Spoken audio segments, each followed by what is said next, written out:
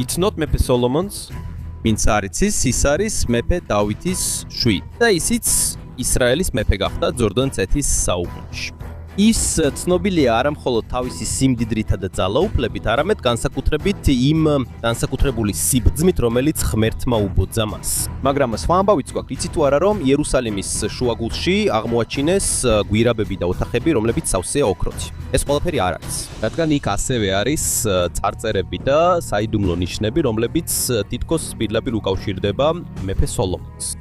ეს ვიდეო მართლაც განსაცვიფრებელია, რადგან ადრე მიიჩნეოდა, რომ ეს მხოლოდ ლეგენდა იყო, მაგრამ ექსპერტების ოსტატობისა და ეტყულების წყალობით მათ ეს აღმოაჩინეს.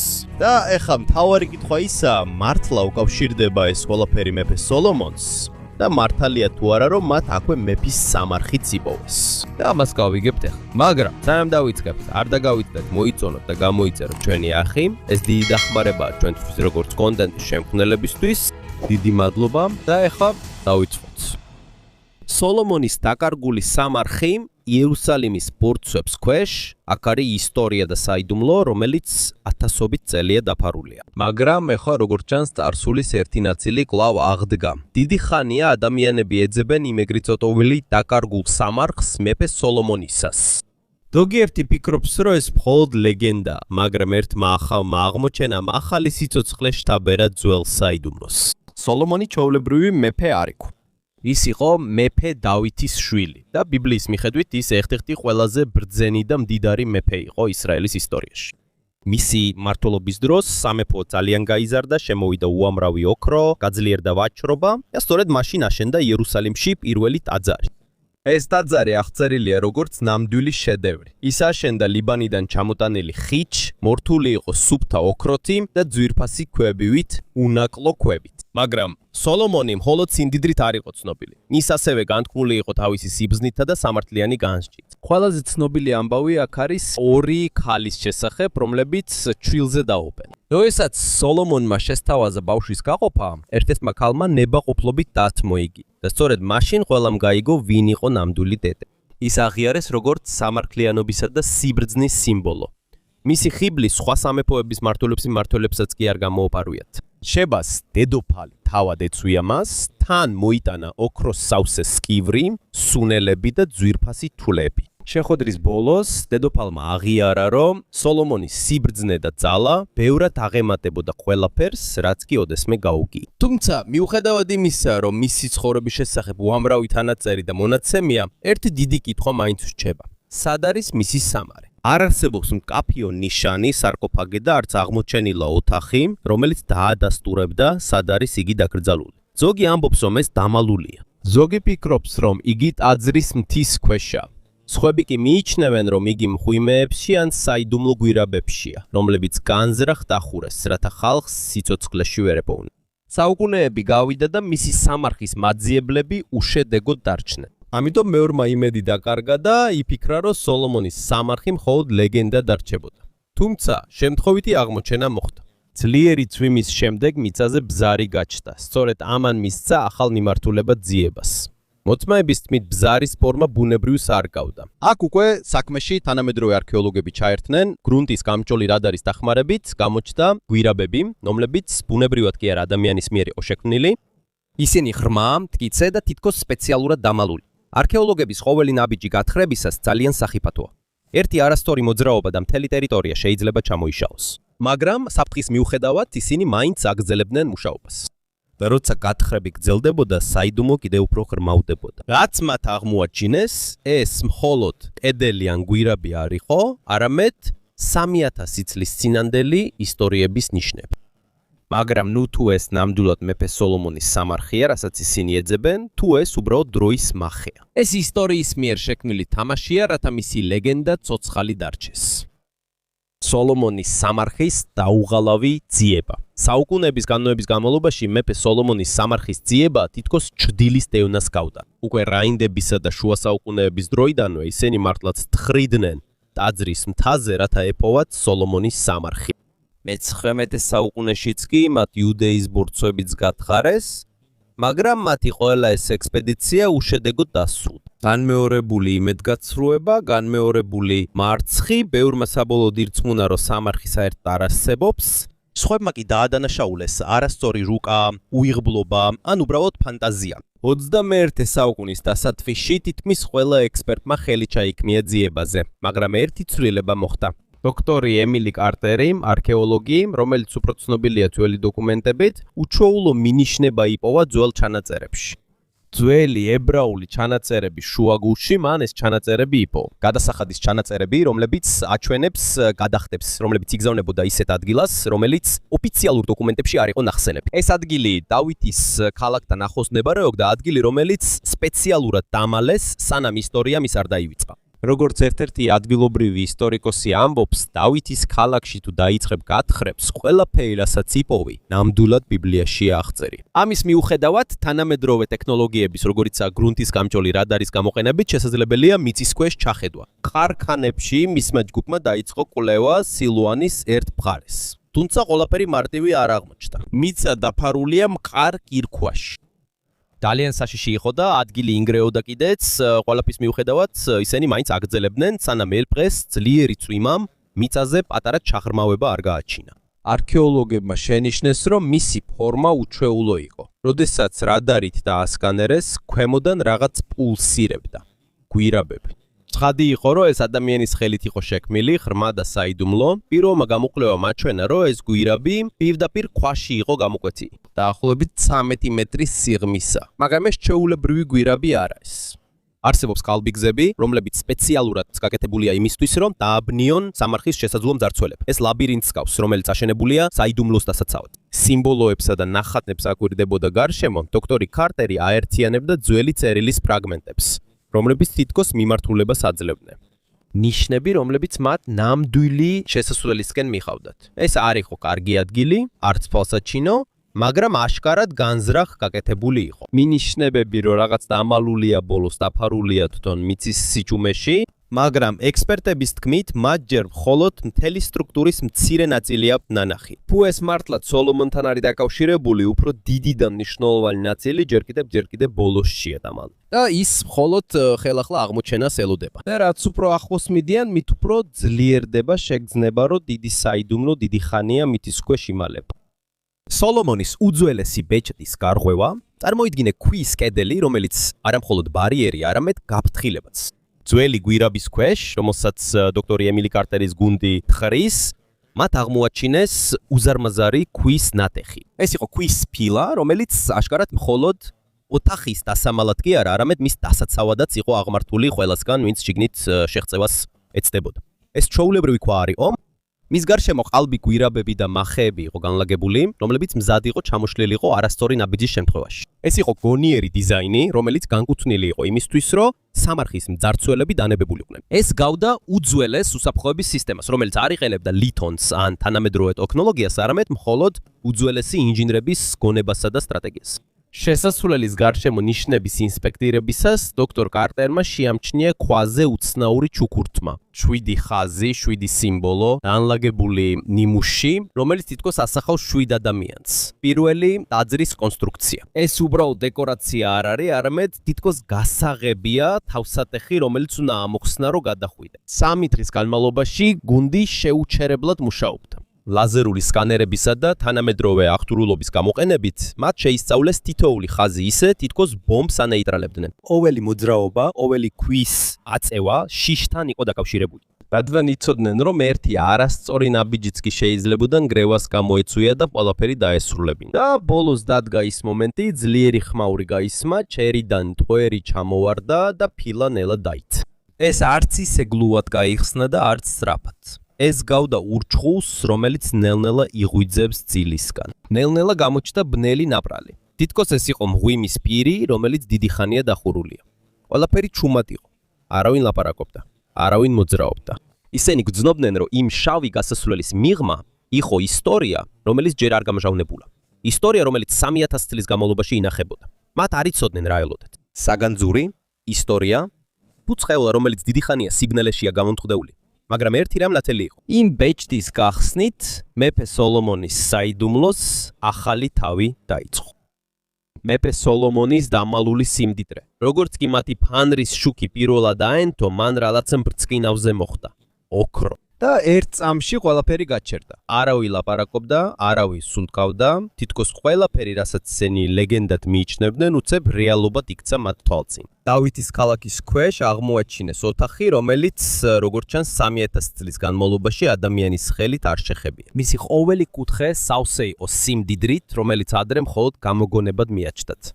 კედლებზე ოქროს ჭურჭელი იყო ჩამწკრივებული. თითოეულ მათგანს ამოტვიფრული ჰქონდა ძველი ებრაული წარწერები, რომლებიც ისე ბრწყინავდა, თითქოს ახლახან გაეწმინდათ. ოთახის ბოლოში იდგა უზარმაზარი მენორა, 7 ტოტიანი კანდელაბრა, რომელიც წმინდა წერილის მიხედვით პირველ ტაძარში იყო განთავსებუსელი. მაგრამ განსხვავება იმაში იყო, რომ ეს არ იყო ასლი, არამედ თითქოს სწორედ ის ორიგინალი იყო, რომელიც 1000 წლის წინ გამოიყელებოდა. მისი სიმძიმე და დახვეწილი დამზადება ყველა გააშეშა. განსაკუთრებით იმიტომ, რომ ახლა მათ ხელში ჰქონდათ მტკიცებულება, რომელსაც ისტორია დიდი ხანია ეძებდა. ეს მხოლოდ ოქრო და ვერცხლი არ იყო, გვერდებზე იყო აბრეშუმის ნაჭრები, რომლებიც მიუხედავად იმისა, რომ გაცვეთილი იყო, აჩვენებდა სოლომონის კავშირს შორეულ სავაჭრო მარშრუტებთან ინდოეთამდე და აფრიკამდე. ასევე იყო ამოჭრილი სპილოს ძვალი, პატარა ყუთები, რომლებშიც იყო სამკაულები ზურმუხტით, რუბინითა და ლაზურიტით. ერთ-ერთმა არქეოლოგმა ჩურჩულით თქვა, რომ ბრიტანელებთან შედარებით ეს თითქოს მეორადი ტანსაცმლის მაღაზია, იმასთან შედარებით, რასაც ახლა ვხედავთ. როცა ერთ-ერთი დალუქული კილა გახსნეს, იქიდან გამოვიდა ზაფრანის, საქმევლისა და უჩვეულო ციტრუსის სურნელი. თითქოს ჯერაც ახალი ყოფილიყოს. სურნელი, რომელიც თითქოს წარსულიდან მოგზაურობდა. მაგრამ რაც უფრო მეც აღმოაჩენდნენ, მით უფრო მეტი კითხვა ჩნდებოდა. არსებობდა სიმბოლოები, რომლებიც ვერ ამოიცნეს, დიზაინები, რომლებიც თითქოს სოლომონის ეპოქას არ შეესაბამებოდა. ზოგი ამბობდა, რომ ეს შეიძლება სხვა მეფეს დაემატებინა, ალბათ მის შვილ რეჰაბეამს, მაგრამ რაც არ უნდა იყოს პასუხი, აშკარაა, რომ ის ოთახი უბრალოდ საწყობი არ იყო. ეს იყო შეტყობინება, რომელიც დატოვეს, რომ სწორ დროს ისევ გაეხსნათ. ამიტომ ისინი ფრთხილად ამოწმებდნენ თითოეულ ნაწილს, ლაზერული სკანერების გამოყენებით მათ ყველაფერი დაათვალიერეს, სანამ შეეხებოდნენ. რადგან იცოდნენ, რომ ერთი არასწორი მოძრაობაც კი საკმარისი იყო და დაიკარგებოდა შანსი ხელახლა მოყვნენ ისტორიის ის თავი, რომელსაც უდაბნო საუკუნეების განმავლობაში იცავდა. და როცა ისინი ოქროს მენორას უყურებდნენ, მხოლოდ ერთი კითხვა გუგუნებდა მათ გონებაში. თუ ეს სოლომონის სიმდიდრეა, სად არის მისი სამარე? სოლომონის სამარხის დამალული სიმბოლოები. მას შემდეგ, რაც მათ ნანახმა სიმდიდრე მოხიბლა, კიდევ ერთი რამ მიიქცია მათი ყურადღება. ედელზე უცნაური ამოკვეთილი ნიშნები. ეს უბრალოდ დეკორაცია არ იყო. მათი ჩირაღდნების შუქზე ფორმები და ხაზები გამოჩნდა. თითქოს საკუთარი სიცოცხლე ჰქონდათ. ნიშნებზე შორის განსაკუთრებით ფალშისაცემი იყო ვარსკვლავის ფორმა. მკვეთრი, ზუსტი და თითქმის იდენტური სიმბოლოსდა, რომელსაც სოლომონის ბეჭდის ლეგენდას უკავშირებენ. უძველესი ამბების მიხედვით, ეს ბეჭედი მეფეს სულების დასამორჩილებლად და თავისი სამეფოს დასაცავად გამოუყენებია. ეხლა კი აქ არის ქვაზე ამოტვიფრული, თითქოს განზრახ დატოვებული მტკიცებულება მისი ძალაუფლების, მაგრამ მხოლოდ ეს არ არის. ხაზები უბრალოდ ხელოვნება არ არის. არსებობს ნიმუშები, რომლებიც ნახაზს გავს, არის პროპორციები და კუთხეები, თითქოს ეს დიზაინია ისეთი სტრუქტურისთვის, რომელიც ბევრად უფრო განვითარებულია, ვიდრე მათი ეპოქისთვის იყო დამახასიათებელი. ერთ-ერთმა არქეოლოგმა იხუმრა, თითქოს სოლომონის კალკულუსის რვეულს კითხულობდა. ოთახის ერთ კუთხეში რამდენიმე თიხის ტაბლეტი იყო დათმობილი, რომლებიც სავსე იყო ებრაული წარწერებით. ზოგიერთი წარწერა ჯერ კიდევ მკაფიოდ იკითხებოდა, სხვები კი თითქმის წაშლილი იყო დროის გავლენით. ერთ-ერთი ტაბლეტი ტაძრის ზომებს აღწერდა. თითქმის იგივე იყო, რაც პირველ მეფეთა წიგნშია აღწერილი, მაგრამ ზოგიერთი მათგანი უფრო საიდუმლოებით მოცული იყო. სიტყვების განლაგება ფავსად ეხსგავდა, არა უბრალოდ ჩანაწეს. ერთ ხაზში ნახსენები იყო გასაღები, რომელიც დამალულ სიბრძნეს უკავშირდებოდა. დოქტორ კარტერის გონებაში მაშინ გაახსენდა ლეგენდა სოლომონის გასაღების შესახებ. უძველესი წიგნი რიტუალებისა და მისტიკური ცოდნის შესახებ, რომელსაც ხშირად გამოგონილად მიიჩნევენ. მაგრამ რა მოხდება თუ ეს ტაბლეტები სწორედ იმ ლეგენდის წყაროა? და სანამ ისინი დეტალურად შეისწავლიდნენ, კედლის ნაპრალში რაღაც დამალული აღმოაჩინეს. ქუთი, რომელიც თითქმის შეუმჩნეველი იყო. პატარა, თითქმის ისეთივე ზომის, როგორც ხელბარგი, მაგრამ მძიმე და დალუქული. ამაზე ამოტვიფრული იყო იგივე ვარსკვლავი, რაც კედელზე ნახეს. არც ერთი ანჯამა, არც ერთი აშკარა საკეტი თითქოს სპეციალურად იყო დახურული, რომ აღარასდროს გახსნილიყო. მთელი გუნდი ჩუმად მიუახლოვდა. მათ გძნობდნენ ჰაერის სიმძიმეს გარშემო, როცა უწუყურებდნენ. ისინი არ გახსნეს, იცოდნენ, რომ საშიში იყო და შეიძლება რაღაც დაკარგულიყო, რაც აღარასდროს დაბრუნდებოდა. მაგრამ ყველას ერთი და იგივე კითხვა უთრიალებდა თავში. ნუ თუ ეს არის სოლომონის ნამდვილი საიდუმლო, ნუ თუ ამ ქუჩია 3000 წლის განმავლობაში დამალული სიბრძნე და თუ ასეა, მზად არის თუ არა მსოფლიო ამის გასაგებად.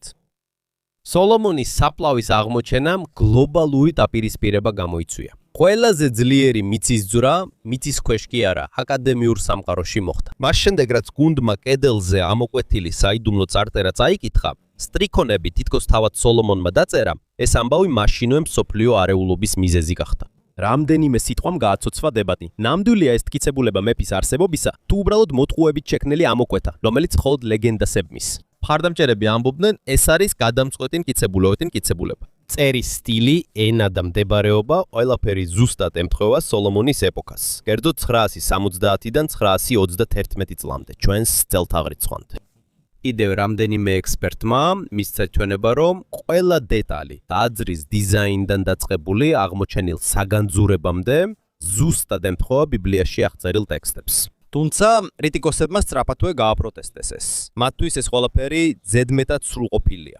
მათი თქმით, სიტყვები თითქოს სპეციალურად ისეა შერჩეული, რომ ბიბლიურად ჟღერდეს და არა როგორც ნამდვილი უძველესი ტექსტი. სხვა რამე შენიშნეს სიმბოლოები, რომლებიც თითქოს სპარსულს გავს და წარწერის გარშემო არის შერეული. თუ ეს მართალია, შეიძლება ეს ამოკვეთილი წარწერა რამდენიმე საუკუნის შემდეგ იყოს გაკეთებული, რაც სოლომონი გარდაიცვალა, როგორც იმიტაცია. ან იქნებ უბრალოდ გააყალბეს, რომ ისტორია გაეძლიერებინათ. უნივერსიტეტებსა და ონლაინ ფორუმებზე დისკუსია ნამდვილ კრივის რინგს დაემსგავსა. პროფესორები პირდაპირ ეთერში, გამართულ პანელებზე, ცხარე დებატებში ერთვებიან, მაშინ როცა ზოგიერთი ჟურნალი დროებით წყვეტს ახალი სტატიების გამოქვეყნებას, რათა გაანალიზოს ეს საკამათო მტკიცებულება. გაზეთების სათაურებში ჩანს უთიერთსაწინააღმდეგო ფრაზები. ერთ მხარეს სოლომონი ნაპოვნია, ხოლო მეორე მხარეს წმინდა აფიორა. ამ ყველაფრის ფონზე მშვიდად რჩება დოქტორი ემილი კარტერი. მისი თქმით, ჩვენ არ ვეძებდით მეფეს, მაგრამ ნიშნები კვლავ და კვლავ ჩნდება. თუ ეს არ ღირს გამოსაძიებლად, მაშინ რა ღირს? ეხლა წარწერის ხოველი ხაზი უფრო დიდი მნიშვნელობის მატარებელია. ეს უბრალოდ მარტივი ლოცვა არ არის, თითქოს ეს არის პირადი ხმა წარსულიდან. მეფე, რომელიც საკუთარ ძალაუფლებას უპირისპირდება, ვარსკვლავებს შეხურებს გზის საპოვნელად და შესაძლოა საკუთარი ხელის ერთადერთი კვალი დატოვა. თუ ეს მართალია, სამარხი, რომლის არსებობაშიც დიდი ხანია იჩვიებარებად, უბრალოდ ლეგენდა აღარ არის. ეს გახდა ნამდვილი ბრძოლის ველი, არა מחვილით, არამედ იდეებით, რწმენით და მეცნიერებით. სოლომონი და შება უძველესი შეხვედრა ქვის სახით. რელიგიისა და ისტორიის სამყარო მოულოდნელად შეძრა, როდესაც ტიმმა ოთახში ახალი წარწერა წაიკითხა. უძველეს ქვაზე ამოტვიფრული იყო ერთი დედოფლის სახელი, შებას დედოფალი. თითქოს დრო შეჩერდა. ეს უბრალოდ გამოგონილი პერსონაჟი არ არის. ის მნიშვნელოვანი ფიგურაა როგორც ბიბლიაში, ასევე ყურანში, ცნობილი როგორც დედოფალი, რომელმაც მოინახულა მეფე სოლომონი, რათა გამოეცადა მისი სიბრძნე. და ეხლა როგორც ჩანს აღმოჩენილია მტკიცებულება, რომ ისინი მართლაც შეხვდნენ ერთმანეთს. მთელ მსოფლიოში მყისიერად გავრცელდა ეს ამბავი, რაბინებმა ხელახლა გადაშალეს თორა, მღვდლებმა ძველ აღთქმაში დაიწყეს შესაბამისი ადგილების ძებნა და იმამებმა ყურანში სურა ან ნამლის შესწავლა დაიწყეს, სადაც იგივე ამბავია მოხსენიებული. ზოგისთვის ეს მტკიცებულებაა იმისა, რომ წმინდა წერილი მხოლოდ ლეგენდა კი არა, არამედ თავად ისტორია, მაგრამ აღნაცებასთან ერთად გაჩნდა ძლიერი ეჭვიც. ასეობენ ექსპერტები, რომლებიც ამბობენ, რომ კვეთის სტილი სოლომონის ეპოქას არ შეესაბამება. სხვები კი ამტკიცებენ, რომ ეს შეიძლება საუკუნეების შემდეგ იყოს დაწერილი, მხოლოდ პატივისცემის ნიშნად ან კიდევ უარეს. ფალსიფიკატი, რომელიც აჟიოტაჟის ასატეხად გაკეთდა. პოლიტიკამაც არ შეუწყო ხელი. ადგილმდებარეობა იერუსალიმშია, ადგილას, რომელიც დიდი ხანია სხვადასხვა რელიგიას შორის დაძაბულობის ცენტრს წარმოადგენს. ამიტომ ითქვა, თუ ვის ეკუთვნის ამ აღმოჩენაზე უფლება, კიდევ უფრო აღვივებს დაპირისპირებას. მაგრამ წარწერას კიდევ უფრო ღრმა მნიშვნელობა აქვს. ეს უბრალოდ სტუმრობა არ არის. აღნიშნული დეტალები თითქოს აჩვენებს ალიანსს. ეს არის სავაჭრო, დიპლომატიური და შესაძლოა ცოდნის გაზიარების კავშირი ორ ძლიერ სამეფოს შორის. თუ ეს სიმართლეა, ეს ნიშნავს, რომ ისრაელსა და შებას შორის ძლიერი კავშირი არსებობდა ათასობით წლის წინ. მორწმუნეთათვის ეს არის ნიშანი იმისა, რომ წმინდა ამბავს ფიზიკური მტკიცებულება აქვს. მაგრამ კრიტიკოსებისთვის ეს არის შეხსენება იმისა, რომ ისტორიის манипуლირება ადვილად შეიძლება. ამიტომაც რჩება კითხვა, ეს მართლაც მეფისა და დედოფლის ნამდვილი მოგონებაა, თუ უბრალოდ ქვის ზედაპირზე დაწერილი ამბავია, რომელიც რწმენის გასამყარებლად შეიქმნა. და სანამ დაპირისპირება გრძელდება, გუნდმა კიდევ ერთი აღმოჩენა გააკეთა. რაღაც რაც უბრალო გრავიურა არ არის, არამედ უფრო პატარა, უფრო მძიმე და შესაძლოა უფრო ძლიერია, ვიდრე ყველაფერი რაც აქამდე უნახავთ. სოლომონის ოქროს ბეჭედი ერთ კუთხეში თითქმის შეუმჩნევლად ჯგუფმა რაღაცა აღმოაჩინა. პატარა ნივთი, მაგრამ უფრო მძიმე ვიდრე ყველა სიმდიდრე რაც უნახავთ. ოქროს ბეჭედი, სქელი, მყარი და აშკარად მეფისთვის შექმნილი. პირველი შეხედვით ეს უბრალოდ ძველ სამკაულს ჰგავდა. მაგრამ როცა სინათლე მოხვდა გრავიურას, გამოჩნდა ექვსკუთხა ვარსფლავი. ფორმით დავითის ვარსფლავს ჰგავდა. უცებ მთელი ჯგუფი დადუმდა. შეიძლება ეს თავად მეფე სოლომონის ბეჭედი იყოს? ამ უკვლევის შემდეგ ექსპერტებმა დაადასტურეს, რომ ლითონი შეესაბამება ჩვენს ერამდე მე-10 საუკუნის პერიოდს. მაგრამ ჯერ კიდევ მანამდე უკვე გავრცელდა ხმები, ნეტავ ეს ბეჭედი მეფის საბეჭდავი ბეჭედი იყო. იგივე ნიშანი, რომელმაც შესაძლოა მონიშნა ფინიკიასთან დადებული შეთანხმებები, წერილები, შებასთვის, ამ ბრძანებები, რომლებმაც ისრაელის სამეფო გაამტკიცა. მაგრამ ყველა მაშინვე არ დაიჯერა. იყვნენ ისეთებიც, ვინც ეჭვი გამოთქვა. დაფრთხილება ასევე არსებობს მრავალი მსგავსი ბეჭედი ძვედწარგანი 8 საუკუნიდან, რომლებიც დაკავშირებულია სხვა მეფეებთან, მაგალითად ხიზგიასთან. და დავითის ვარსფლავი ისტორიულად უფრო გვიან გავრცელდა. ასე რომ, კითხვა ასეთია: ეს მართლაც სოლომონის უნიკალური მემკვიდრეობაა? თუ უბრალოდ ოჯახის მემკვიდრეობა, რომელიც მის ხელში აღმოჩნდა. მისი დამუშავებაც მარტივი არ ყოფილა. ბეჭედი მოთავსდა ჟანგბადით კონტროლირებად ყუთში, გაიწმინდა მიკროხელსაწყოებით და შეისწავლეს ლაზერული სკანირებით თითოეული ხაზისა და დეტალის მიხედვით. თითოეული დეტალი ექსპერტების მიერ განიხილებოდა ისე, თითქოს მათ ისტორიის გასაღები ეჭირათ. თუ ეს მართლაც სოლომონს ეკუთვნის, ეს იქნება მისი ხელის პირველი პირდაპირი კავშირი იმ სამყაროსთან, რომელიც მან დატოვა. ნამდვილი ხელმოწერა მეფისგან, რომელიც სწრემდე ლეგენდად რჩება. და როცა ყველა დაკავებული იყო ბეჭდის შესწავლით, მათ რაღაც უჩვეულო შენიშნეს.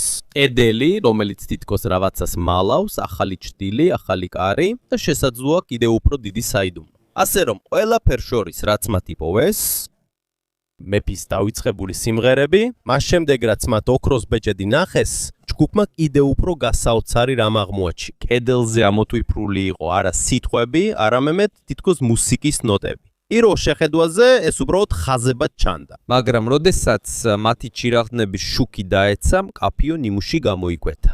განმეორებადი ნიშნები, ფრთხილად განლაგებული სივრცეები და სიმბოლოები, რომლებიც თითქოს მიუთითებდნენ უძველეს ინსტრუმენტებზე, როგორიცაა არფა, ლირა და ფლეიტა. კიდევ იყო მკაფიო დამოკვეთილი გამოსახულება, რომელიც 10-სიმიანი არფის მსგავსია და დაკავშირებულია მეფე დავითთან, სოლომონის მამასთან. პირველი მატიანის წიგნის 25 თავის მიხედვით, სოლომონმა არა მხოლოდ ტახტი, არამედ მუსიკის ტრადიციაც მემკვიდრეობით მიიღო თაყვანისცემისთვის. ამიტომ ეს ამოკვეთილი გამოსახულებები თითქოს ადასტურებს, რომ მუსიკა სოლომონის მმართველობის მნიშვნელოვანი ნაწილი იყო. გუნდში ერთმა სტაჟიორმა სცადა მარტივი მუსიკალური ნიმუშის დაკვრა არფის რეპლიკაზე. მიუხედავად იმისა, რომ მელოდია უხეში და არასრული იყო, მასში მაინც იგრძნობოდა უცნაური ჟრუანტელი. თითქოს 3000 წლის წინ დამარხული უძველესი ჰიმნი გაცოცხლდა. მაგრამ, როგორც სხვა აღმოჩენებს, ამასაც მაშინვე მოხვა ეჭვები. ზოგი ექსპერტი ამბობდა, რომ ნოტაცია ზედმეტად ბეტალური და განვითარებულია სოლომონის დროისთვის. ზოგი კიდე ამბობდა, რომ ეს შეიძლება ბაბილონური ან სპარსული კულტურის გავლენა იყოს, რომელიც საუკუნეების შემდეგ დაემატა.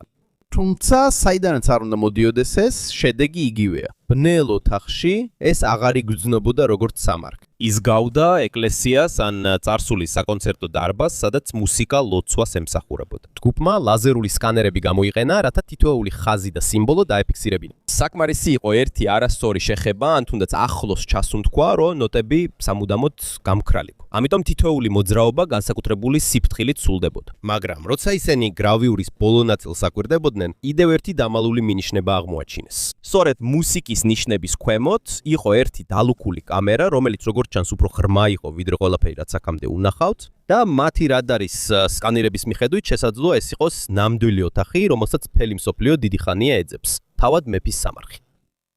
სად არის მეფე სოლომონი სინამდვილეში დაკრძალული? მთელი სიმდიდრის, წარწერებისა და საიდუმლო მუსიკის შემდეგ ერთი მნიშვნელოვანი კითხვა რჩება. მართლა აქ არის სოლომონის სამარხი? დღემდე არც სხეული, არც სარკოფაგი და არც სამარხის ნიღაბი არ უპოვიათ. დიახ, ოთახები ნამდვილია. ნამდვილია არტეფაქტები, ოქროს ბეჭდიდან, მენორამდე და მუსიკის გრავიურებამდე. ყველაფერი აშკარად მიუთითებს ჩვენს ერამდე მე-10 საუკუნეზე. ან თავად სოლომონის ეპოქაზე, მაგრამ ჯერ კიდევ არ არსებობს პირდაპირ მტკიცებულება, რომ სწორედ ის არის იქ დაკრძალული. საბაზო ბანაკის სკარფში დოქტორი ემილი კარტერი და მისი გუნდი რუკების, თიხის პირპიტებისა და უახლესი სკანერების გარშემო შეკრებილი იყვნენ. მათი დასკვნით, რაც მათ ნახეს, შეიძლება იყოს სამეფო არქივი ან მეფის პირადი წმინდა ადგილი. ეს არის ადგილი, რომელიც აშენდა საგანძურისა და მოგონებების შესანახად. თუმცა, ეს არ ნიშნავს, რომ იქ მისი ცხედარი უნდა იყოს. მიუხედავად ამისა, შესასვლელი არსებობს. ნიშნები, რომლებიც თითქოს მიუთითებს, რომ იდე უფრო ღრმად რაღაც არის დამალული. მათ ხელოვნური ინტელექტი ჩატარებული სკანირებით, ძირქანის ქვეშ უცნაური ხრუები და გეომეტრიული ხაზები აღმოაჩინეს. შესაძლოა ეს დამატებითი ოთახებია, ან შეიძლება არც იყოს. მაგრამ არსებობს იმედი, რომ ნამდვილი სამარხი ჯერ კიდევ დამალულია უფრო ღრმად და მხოლოდ სწორ დროს ელოდება. თუმცა არსებობს დიდი დაბრკოლება. ეს ადგილი ახლოსა ტაძრის მთასთან, რომელიც სოფლიოში ერთ-ერთი ყველაზე საკამათო ადგილია. ნებართვა სადმარისი არ არის, საჭიროა დიპლომატია, შეთანხმება და მრავალი რელიგიის ნებართვა, სანამ საბოლოოდ დაიწყება გათხრები. ამიტომ დროებით შეჩერდა ძიება, ამჟამად მეფე სოლომონის საბოლოო განსასვენებელი ადგილი კვლავ საიდუმლოდ რჩება. შესაძლოა ის მათ ფეხქვეშაა, შესაძლოა აღარ არსებობს, მაგრამ ერთი რამ ნათელია, ქვებმა კვლავ დაიწყეს საუბარი. და ყოველი ახალი მინიშნებით ჩვენ უფრო უახლოვდებით პასუხს. ამიტომ კითხვა ასეთია, ეს დასასრულია თუ მხოლოდ დასაწყისი ისრაელის ისტორიაში უდიდესი აღმოჩენის?